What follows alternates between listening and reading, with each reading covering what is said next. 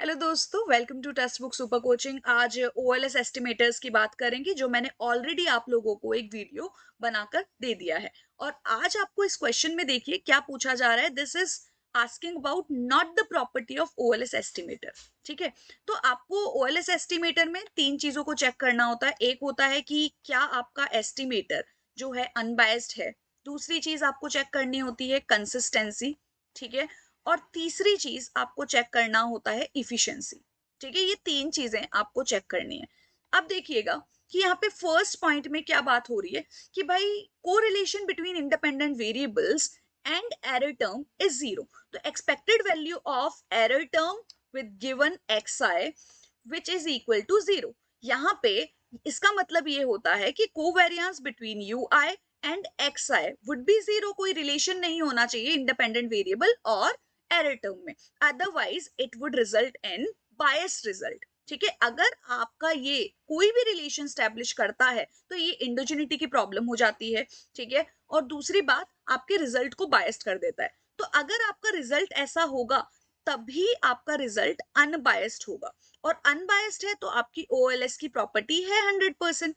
Second की बात की जा रही है कि भाई arithmetic mean of error term is zero. तो आपको मैंने डायग्राम से ही बताया था कि बहुत सारे errors with the help of observation आपको देखने के लिए मिलेंगे। तो वो एरर्स आपके प्लस में भी रहेंगे, वो एरर्स आपके माइनस में भी रहेंगे। ठीक है, जो एरर्स आपके माइनस में भी रहेंगे, बट इनका सम टोटल जो है वो आपका जीरो ही आना चाहिए। कहने का मतलब है ओएलएस का फुल फॉर्म ही है least square, ordinary least square. ठीक है, तो यहाँ पे आपको मिनिमम क्या करना है, एरर करना है। और आप मिनिमम एरर करोगे तभी आपका वेरियांस कम आएगा, और वेरियांस कम आएगा तो डेफिनेटली आपका इफिशिएंसी, ठीक है, आपकी इफिशिएंसी डेवलप होगी। ठीक है, रिजल्ट में। तो again this is the property. Third की बात करते हैं, arithmetic mean of X and Y holds the regression equation. ठीक है, अब यहाँ पे बोला जा रहा है अर्थमेटिक मीन की जो मतलब एक्स और वाई का, तो यहाँ पे एक्स बार और वाई बार की बात की जा रही है।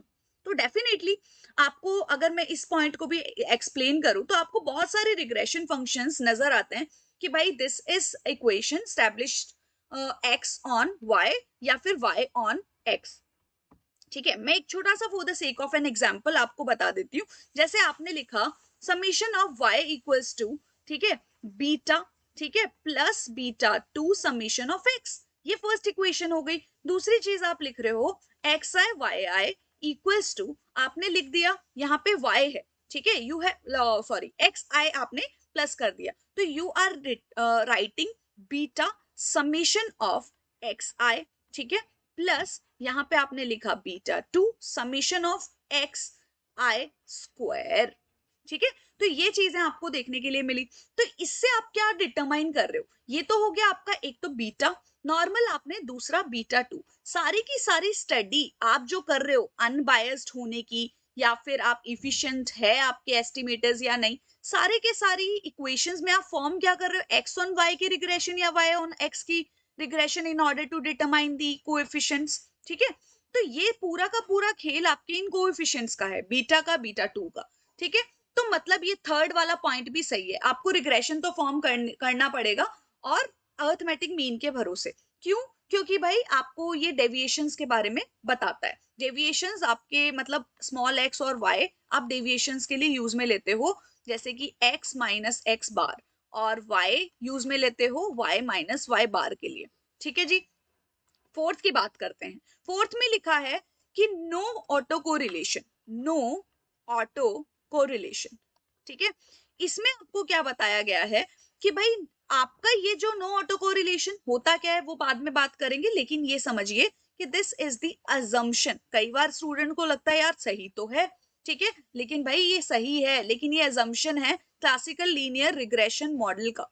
ठीक है, दूसरी चीज, not the property, not the property of OLS.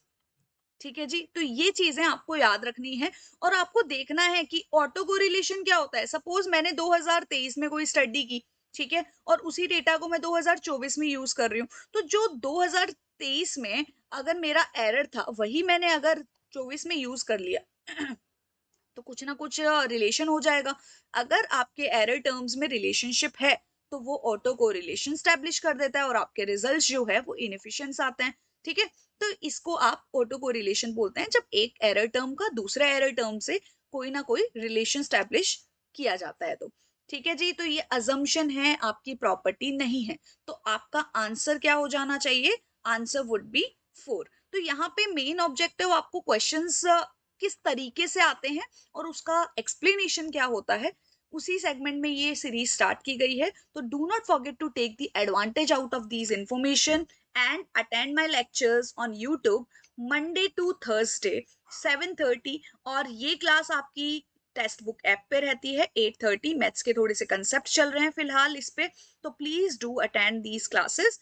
बिल्कुल फ्री है ये क्लासेस, और ये टेलीग्राम चैनल है जिसको आप ज्वाइन कर सकते हैं in order to get proper notification for the further lecture. Thank you so much, have a great day to all of you.